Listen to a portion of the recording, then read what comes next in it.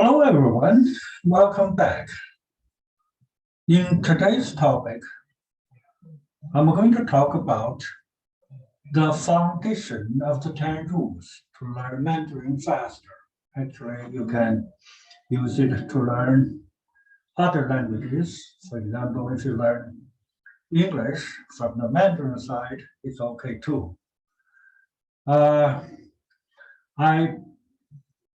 put forward the 10 rules a few days ago. And if you watch the 10 rules, I put out two videos.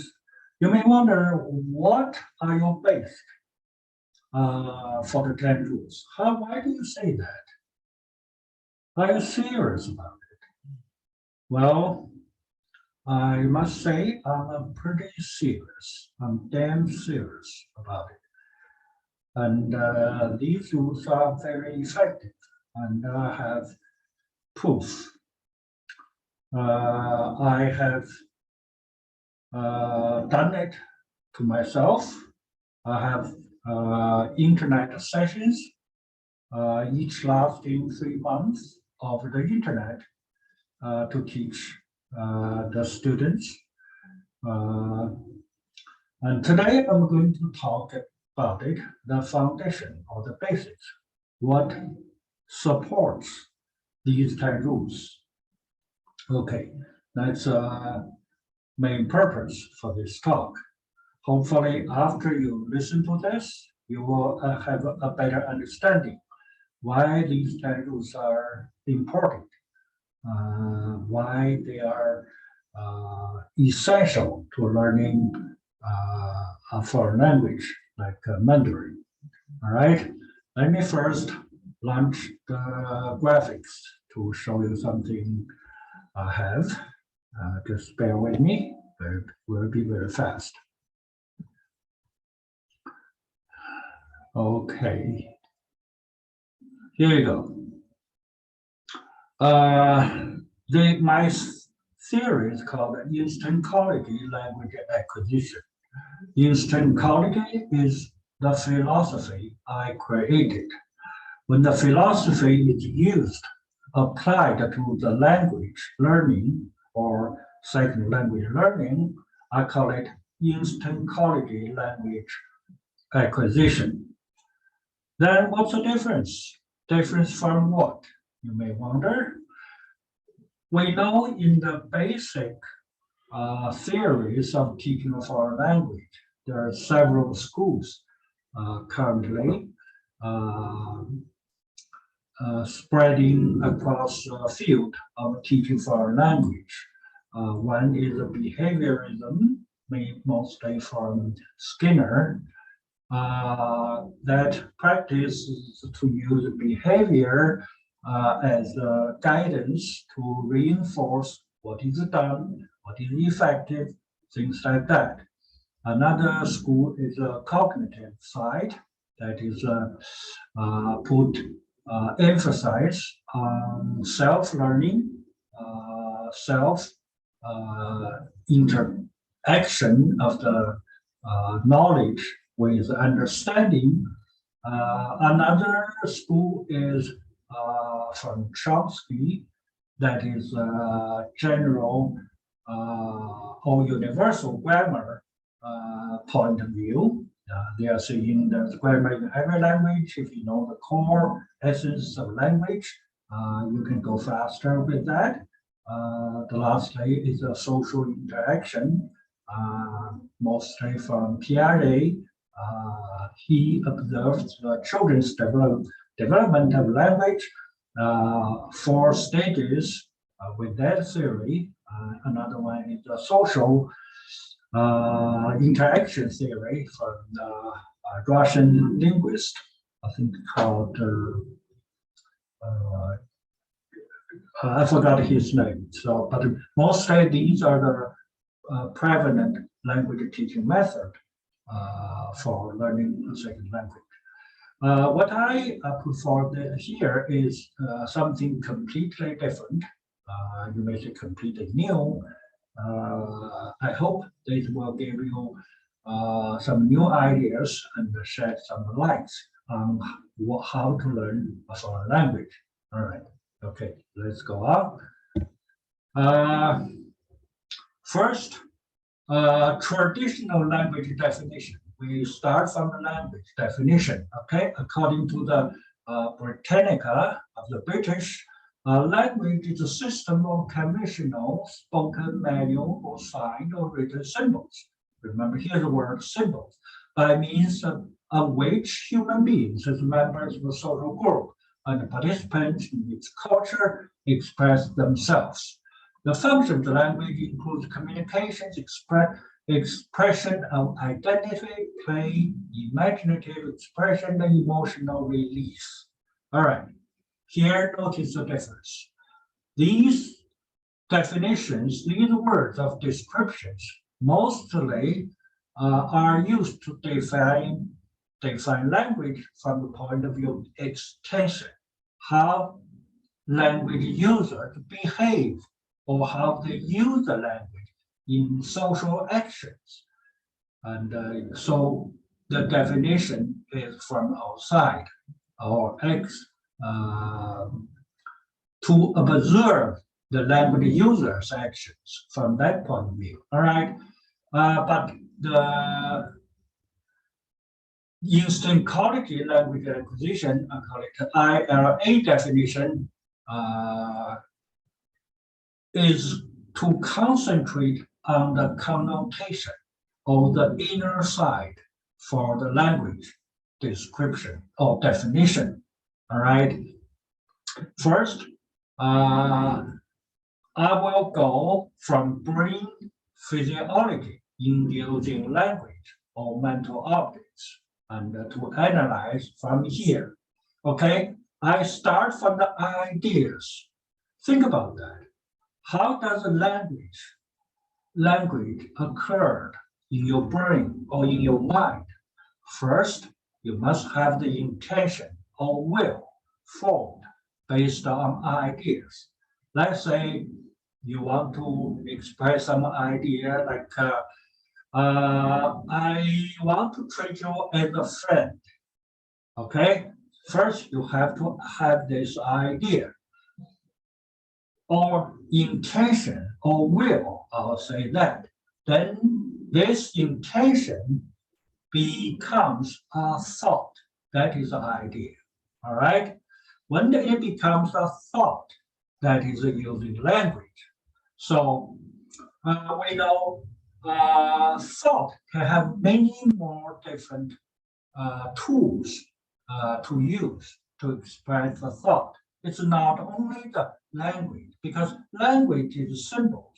We can use the music, like musicians do. We can use art, like artists do, or we can use sound, like singers do, or image, or symbol. Of course, language is symbol, and mathematics is symbol too. Mathematicians use that to express ideas, or science. We know science language, of course, etc. So thought, when thought got an idea, it can be expressed in many ways, in more than one way. All right, this is how thought are formed. But here we only pay attention to the language part, to use symbols in a systematic way. All right, then we go deeper into how language or symbols are stored in memory or in mind in the brain. So we go to number 4. Language elements stored in memory like a computer cache, such as the vocabulary, they stored there, such as the vocabulary, grammar rules, etc.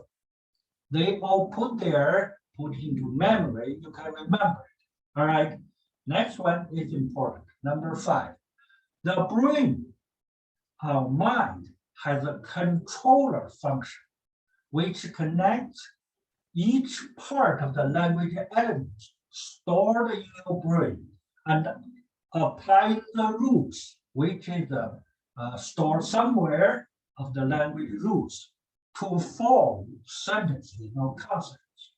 By this time, you will have a series of symbols called a language formed in your brain, okay?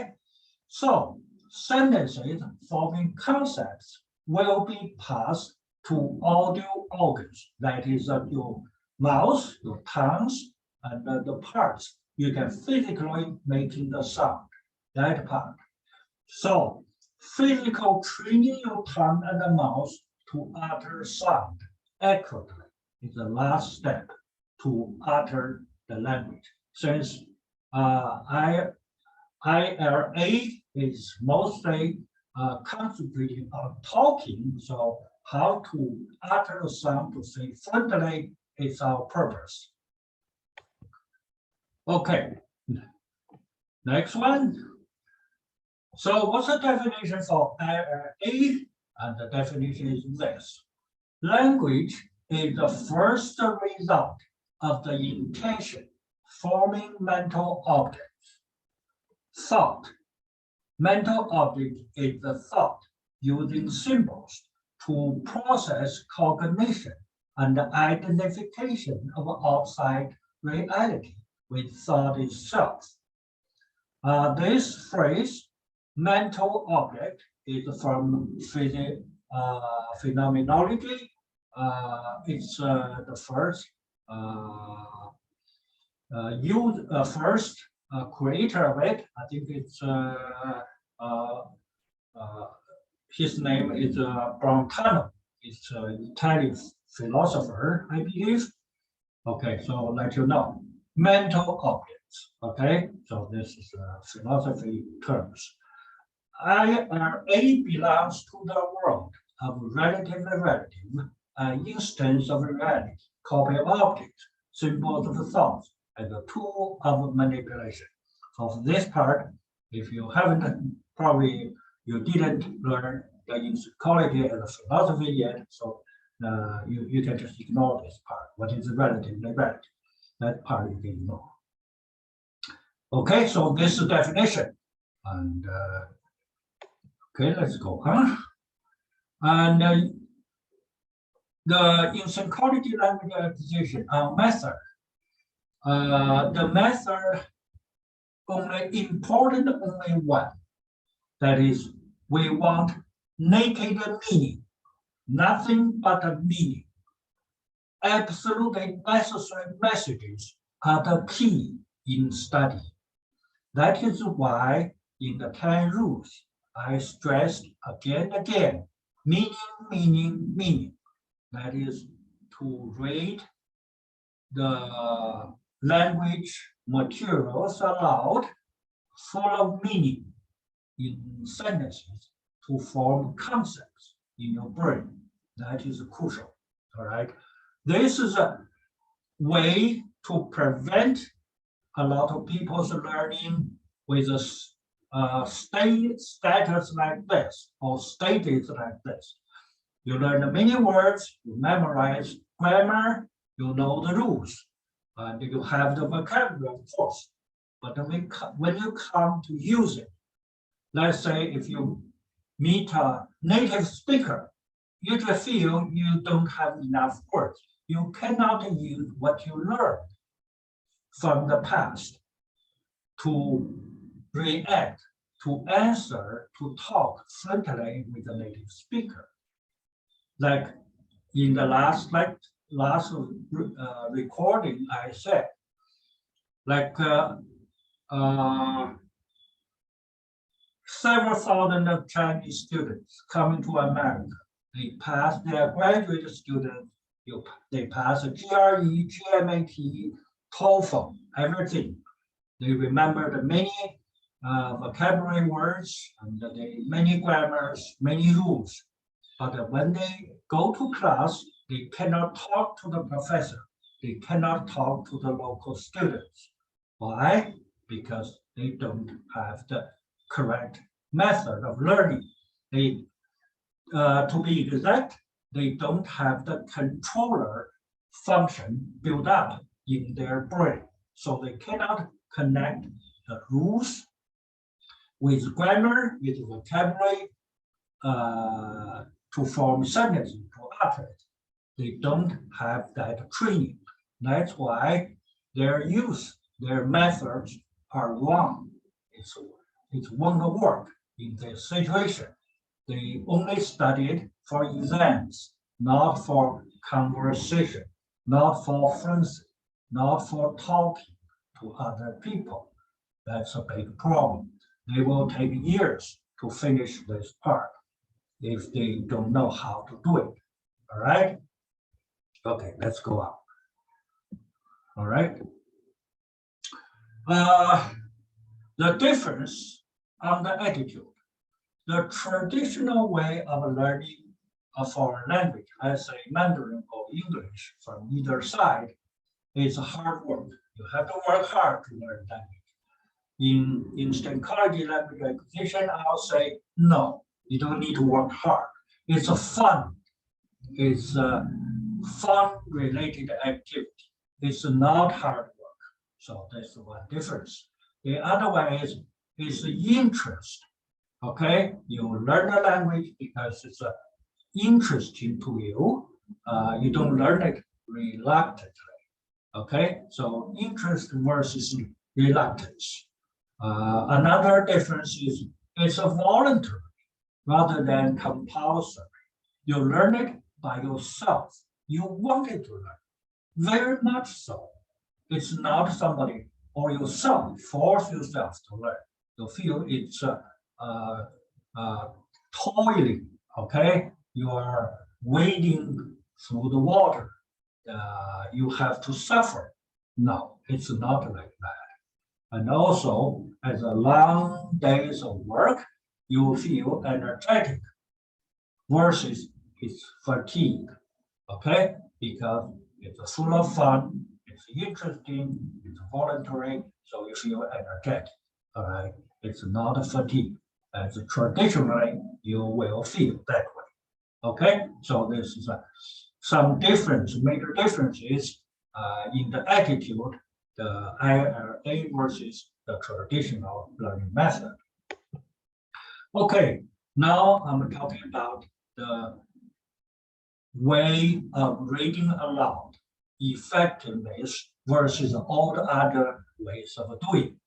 I listed a few ways of doing it from my own experience of over 40 years of learning since at school, talk with other people, things like that, all the years of experience and according to my experience. Okay, so the worst thing, the lowest effectiveness, and these on the left bar is all the method. On the right bar is how effective it is. Let's say 100 is the top. I regard repeating things, repeating to yourself is the worst one. You waste a lot of time, you feel bored, you are not interested in anything you are doing. Whatever you do, you just repeat yourself. That's the lowest effectiveness. I gave it 20 units, only 20 marks. Okay, the second one is talking to yourself. Some people say, as a language learner, you always need to talk to yourself.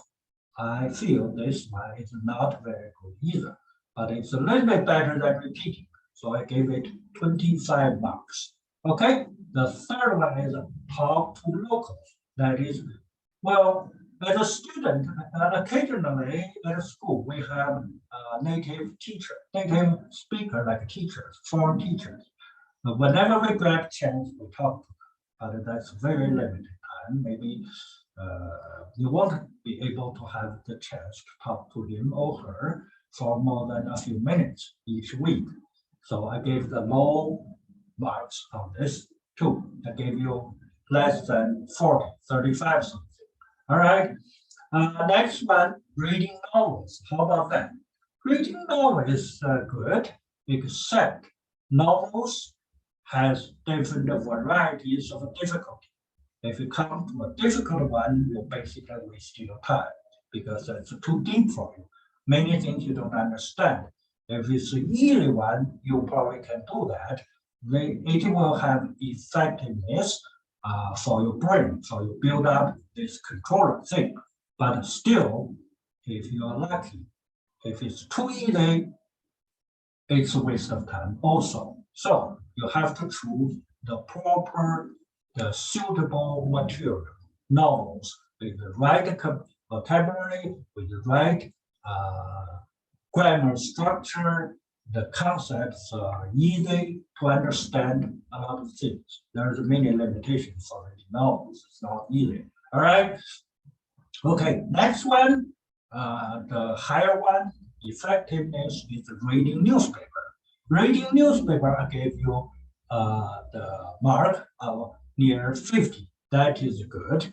And if you can read it, if you can persist in reading it, if you can understand it, but more than not, you probably cannot understand it. You have difficulty understand the topic the journalist talking about. But the good thing is you started to have variety of information coming to you. You know how far you are from fluent in language learning. All right. Okay. Next one, listening to recordings. For this one, you can learn something. It is good as long as you check your dictionary later or check the grammar, the concepts. You get each difficult point over. The thing is, you will benefit to some extent, but not a lot. But anyway, it's better than simply repeating than whatever you know already. So it's not very good. It's not very bad either. So I give you a higher mark than reading newspapers. Next one is even higher than this, is listening to radio. Listening to radio is very useful, but at the beginning, at least for a long time, you won't understand what the broadcaster is telling you. So it will take a while before you can understand most of it, or at least half of it. For whatever you don't understand, it's a waste of time. So remember that. You can persist in listening to radio like BBC or Voice of America, but not very effective because it's hard to understand.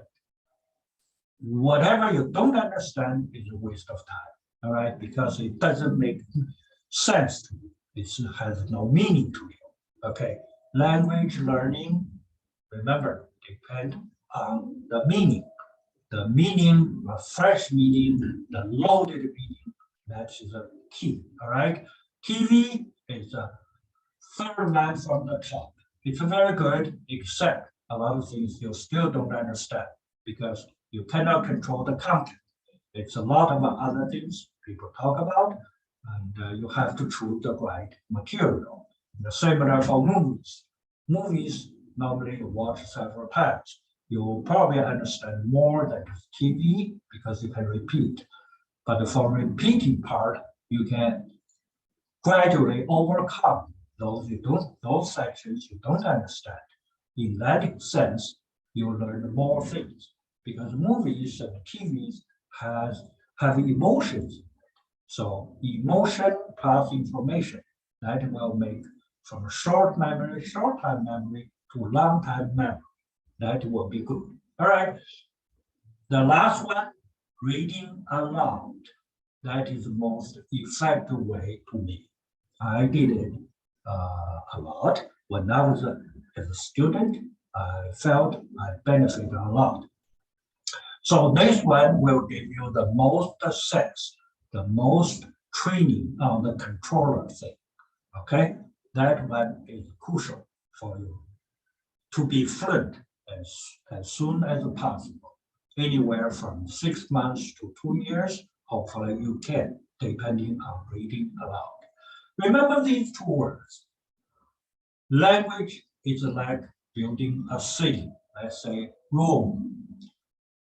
Rome is not built in a day. Okay, so you need longer than 1 day, maybe 6 months maybe 2 years, anywhere in between, if your methods are effective, are good. The other proverb you should remember is all roads lead to Rome, meaning you can reach the fluency, not depend on one way, but on many other ways. The only difference is the time, how much time you use. For a baby to learn a language, it takes like how many years? 5 years full time, right? And as an adult, you probably don't have a full time for 5 years to learn it. You have to use spare time. And each day only a few hours you can use. So that's probably the difference. But anything, if you do it constantly and even mechanically, simply repeating, one day you will be fluent as long as you keep doing it. That's for sure. So that's why I say all roads lead to Rome. The Rome can be built, but not in a day. Many days, yes, it can be built because as a human, you have the capability of learning language and to be fluent. That's no question about it. All right, and that's what I put this graph to show you the image, what I feel from my experience, just for your reference. All right. You may say the time spent on learning for language can be divided into several periods. And so I'll say there are certain rules. Number one, you have to have a solid foundation, PE.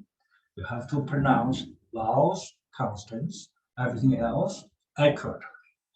Vocabulary-wise, you can start from 100, then go to 500, go to 1,000, eventually go to 3,500.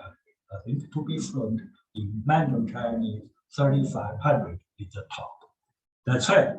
In English, we say family or group words. Okay, 35 is not a lot, but you can use the 35 to form other words. You will feel much easier, I'm sure.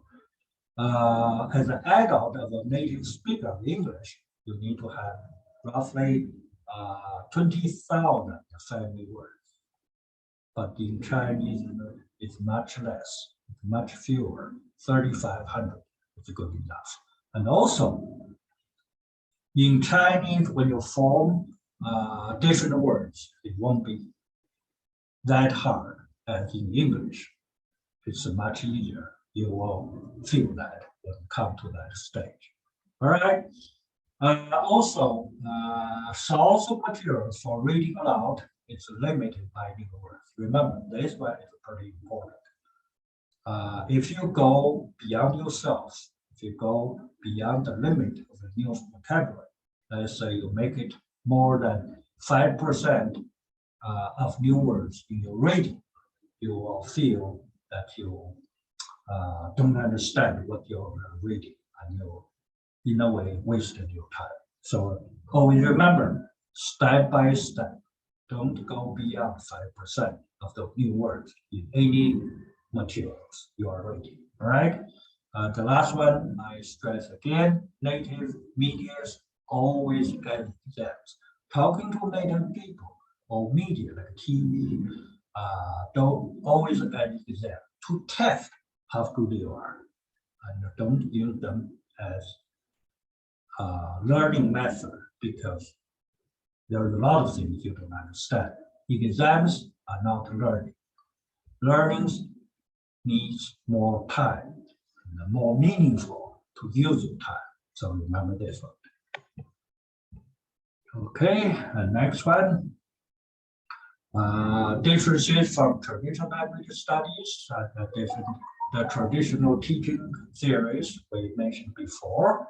So to build up the interaction or bring faculty with symbols, manipulations, and we mostly from the inner part, that's its connotation part of the language. That's the definition. All right, we have Skinner, Chomsky, Piaget, PLA to lay the foundation for how effective to teach a language. And so I created this method of instant quality just to give you new ideas, new information about learning the language. All right. In the 10 rules, I also talked about what is not, what you shouldn't do. Okay. So one of them, no mother tongue. Remember, mother tongue is not a mother, not like physical mother. It will stay there forever. No. Only the primary language is the first language or native tongue. All right. The native tongue will change. It's subject to frequency, the scope of usage. I think everybody who used the second language for a long time will feel that way. Like myself, I learned English for over 40 years. For some years, I don't even use Chinese a lot. And in that case, I forgot a lot of words in Chinese. I can say it, but I cannot write it. I just cannot constantly remember how to write them down. That is, you are losing the foot. You are losing the first language, primary language. Language is something like that. When your second language eventually take root, your first language will suffer somehow. So you have to constantly practice both to make them fresh in your mind. All right. All right. The last one, language study. For instant quality language acquisition is to build up this controller function to its maximum capacity, which is responsible for connecting language elements and logic forms in the brain. That part is the training of the controller form. So remember this. After you got trained, your controller trained, you will feel very confident to talk to whatever you need.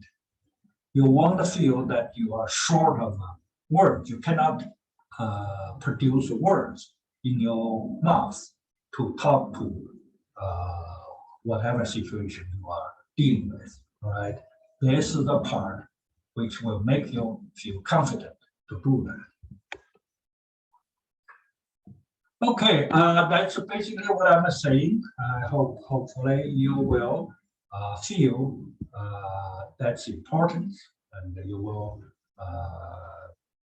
put more attention to this and eventually benefit from this. If you have anything still confuse you, you may write it down.